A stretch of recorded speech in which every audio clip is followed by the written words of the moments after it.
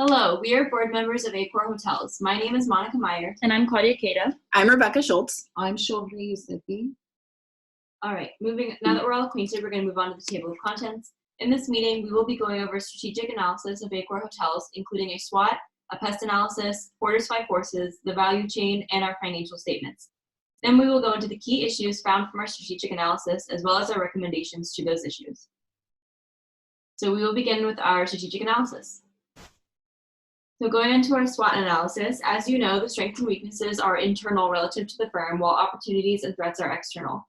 According to our SWOT analysis, we found Accor's main strengths to be our global presence, franchise-based business model, and innovation.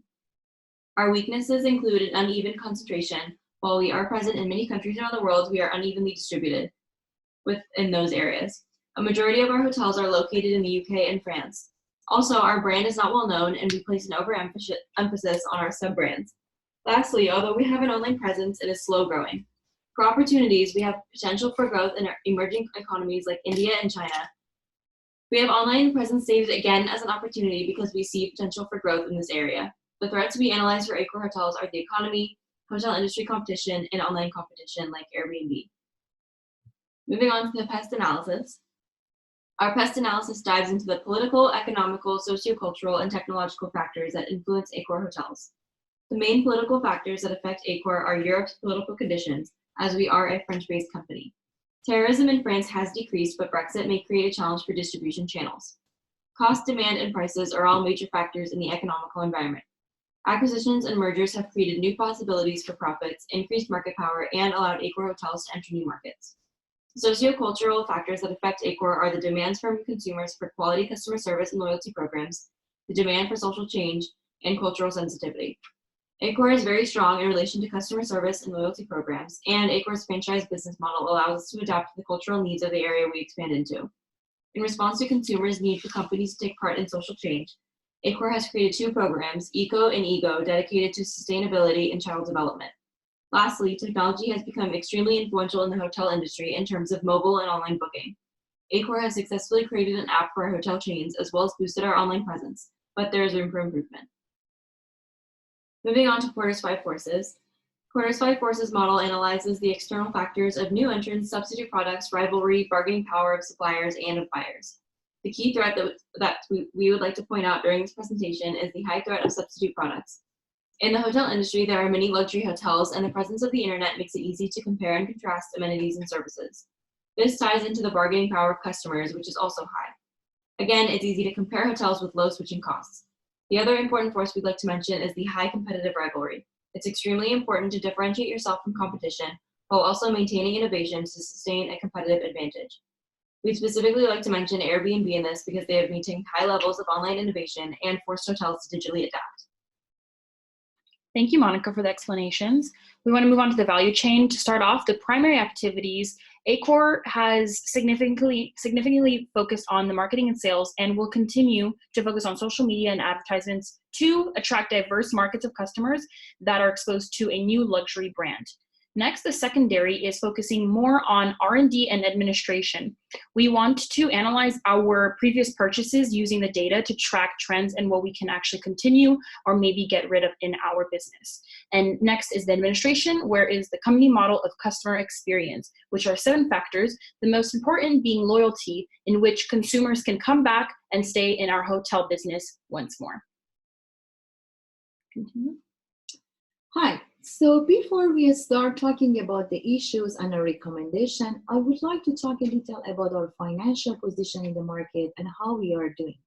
Actually, in this part, I will share with you some statistic and number which show whether our company is a profitable company or not. Let's start with our map. In this map, you can see the distribution of our hotels worldwide. All the dark blue area are the regions where we own hotel. As you see, we have the most number of hotels in Europe and specifically in France.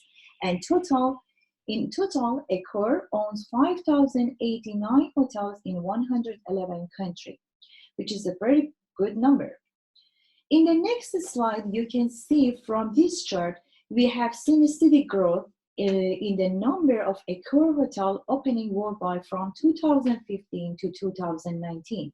In fact, we open one hotel every 36 hours. But how about our revenue from these hotels? My next chart shows the revenue for Accor Group worldwide from 2005 to 2019. We as a hotel company generated approximately $4.5 billion in revenue in 2019, which is a very good number, especially when we compared this number with 2018, which our revenue was $3.7 billion. But there is something here that needs to be paid attention. In 2005, our revenue was 7.14, and we had the highest income in 2007. But when we go forward, we see there is a decrease in our revenue, and we get the lowest one in 2016. Although our income now is more than the income that we had in 2018, but if we compare this number with our base numbers, we see almost 50% decrease in our revenue. Also in this chart, you see in 2016, we had the lowest revenue. So why is that? Actually in 2016, because of the political issue and violence in France, we lost too many customers. But more important, in that year, Airbnb targeted our high-end customer through Airbnb for business. As a result of losing too many customers, we had a huge decrease in our revenue in 2016. So, a pie chart for revenue is a very important. This one is very important information because this pie chart shows us the percentage of revenue that each region has. Actually, because we have the most hotel in Europe, so this region gave us more money. But in South America, we have the lowest revenue, and also in Middle East, which we believe we need a new strategy in these areas to get more customer in those areas, specifically in Middle East, which there are many rich people who loves luxury. And so let's look at the financial statement. We can get the very good information from comparing 2018 and 19 income statement and balance sheet. If you look at the income statement, you can see 3,282 as a revenue. But in 2019, we have 4,049, now, which is $4.5 billion.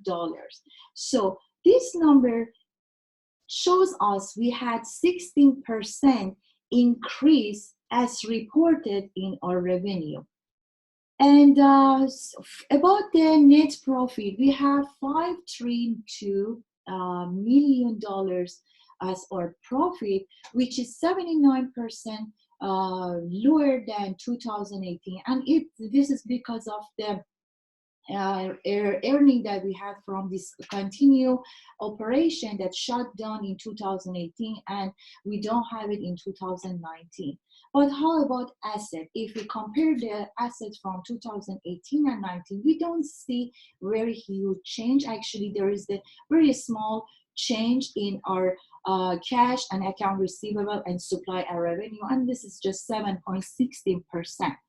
But how about our earning before interest and tax? So there is 9.6% change, and our EBIT for 2019 is $545 million, which is because of the high operation expense that we have. So what we can conclude from these numbers? We can conclude that yes, our company is a profitable company. We make pretty good money, but in comparison with our best years, 2007, 2008, so we are not making as much as we made in those times. And as I show in my slide, after 2008, our revenue decreased, and it's exactly the time when Airbnb was launched. And for this decrease, we can consider Airbnb as a threat for our business, which has had a huge impact on our income, especially in our mid-scale segment and economy segment. Also, since Accor is the biggest hospitality group in Europe, whatever happened in this region has a very high impact on our hotels, like what happened in 2016 in France. And as a result of that, we had the lowest revenue in that year. We can even say impact of Brexit, terrorism, social unrest, and the rise of populism across the Europe, which are some of these issues, are more important than market and Accor competitors. Following, our analyzer will provide you some recommendation with which we believe it can help our company to have those high revenue again. Thank you. Okay, thank you for that analysis. Now we're going to be moving on to more of the key issues instead of our general before I go into any recommendations. These ones will affect the bottom line and the brand. Both of the issues on the next slide are going to be centered on the shared economy. First, we have the brand recognition, which really is that our Accor hotels are not in our hotel industry as much, and they're not known, which creates less potential due to the threats as mentioned earlier from Airbnb and such, and really lack of a complete experience that is associated with only Accor is quite something we need to work on in the future. Innovation is the next issue amongst our threat. We need to face our competition and prevent it from happening, such as through Airbnb. And through this, we need to advance and innovate in our technological aspect, especially in this advanced market, since hotels are known to be a little bit more slower with adaptation.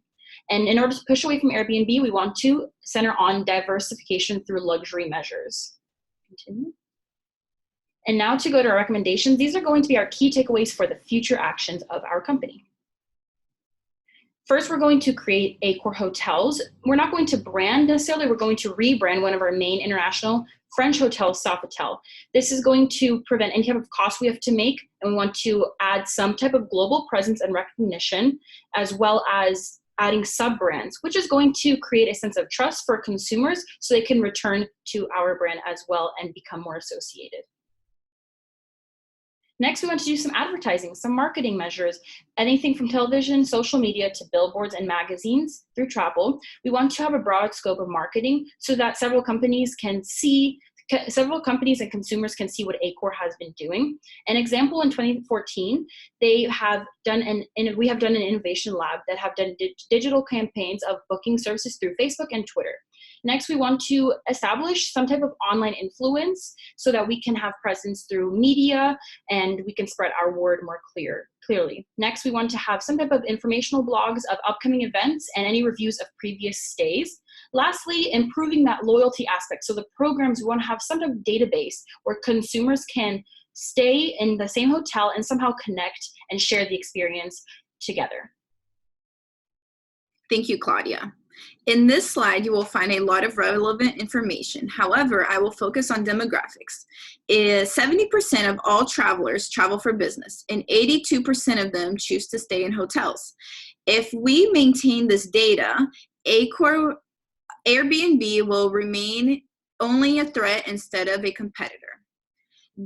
The following are recommendations for our second issue, innovation among threats. Maintaining luxury status. AccorHotel is the only hotel group that stretches across every market segment. Though this business strategy meets the need of every potential customer, it leaves Accor stretched thin and unable to capitalize on any one segment. Therefore, we recommend having all economy brands such as Ibis buy themselves back, so to not give these companies to a direct competitor, while only keeping the profitable and elevated mid-scale brands such as Novotel and Mercure. Why? Firstly, profit margins for each room rental is larger, making luxury hotels profitable every year. Secondly, there's smaller competition in the luxury market and a larger barrier of entry. Next, untapped potential and opportunity. Therefore, we will be fully investing resources into luxury vacation properties, resorts, and additional hotels. The second and third world is getting wealthier, spending more money, going on vacation, and increasing their lifestyles. And lastly, increasing brand recognition. So when one thinks Accor, they think luxury. Moving on, As we've seen, in 2016, Airbnb began targeting high-end customers, so we will be bolstering our services to the following. Transportation, restaurants, casinos, travel agencies, locations, and services. In addition to services, we want to invest in experiences. Accor will increase its hotel portfolio to include adventure models such as luxury safaris, tree houses, and castles. These are amenities that differentiate us from Airbnb. Next, reward programs. In 2009, AccorHotels launched a new membership and reward program entitled Accor Live Limitless, as well as created suite night upgrades. This program, which includes an entry-level membership, silver, gold, platinum, diamond, and invite-only black membership, is expected to grow Accor's membership by 40% by 2022. We recommend sticking with this program while increasing marketing in hotels in both North America and Asia.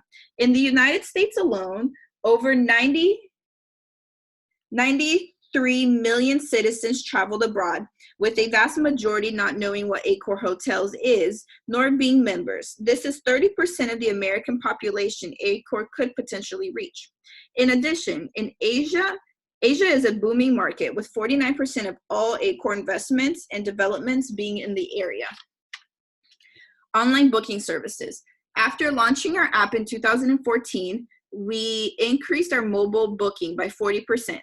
In order to maintain the profits of online booking, we recommend personalizing our browsing and booking experience by customer loyalty history, growing our new joint hotel and flight booking platform, as well as continue to improve our app mobile first. Lastly, homes. Since we are moving away from being competitors with Airbnb, there's still one part of their business plan that corresponds to ours, the luxury home business model. In order to maintain in order to remain as industry leaders in all things luxury, we recommend Accor largely invest in luxury homes in most of its already established regions, such as Europe and Asia, as well as new locations such as North America. Individualistic cultures will thrive from having freedom of having homes for themselves and flexibility. Thank you for tuning into our board analysis, and we await to hear your feedback. Thank you.